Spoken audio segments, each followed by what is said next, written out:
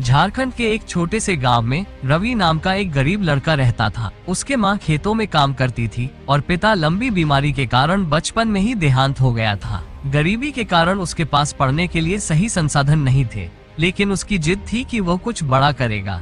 समय बीतता गया और रवि बड़ा हुआ।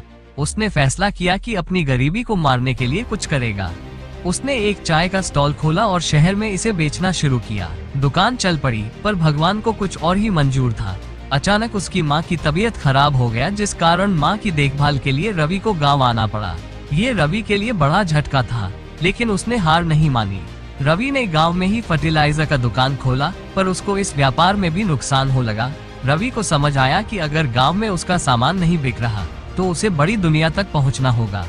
उसने पुराने फोन पर इंटरनेट चलाना सीखा और सोशल मीडिया से ऑनलाइन बिजनेस की जानकारी ली।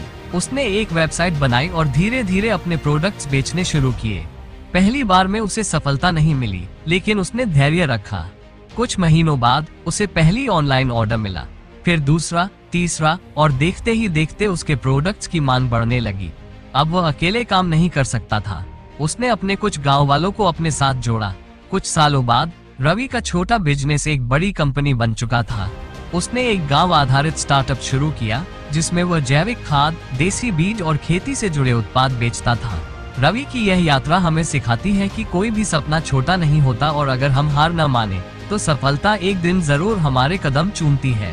सपनों को देखने से बड़ा काम उन्हें पूरा करने का होता है।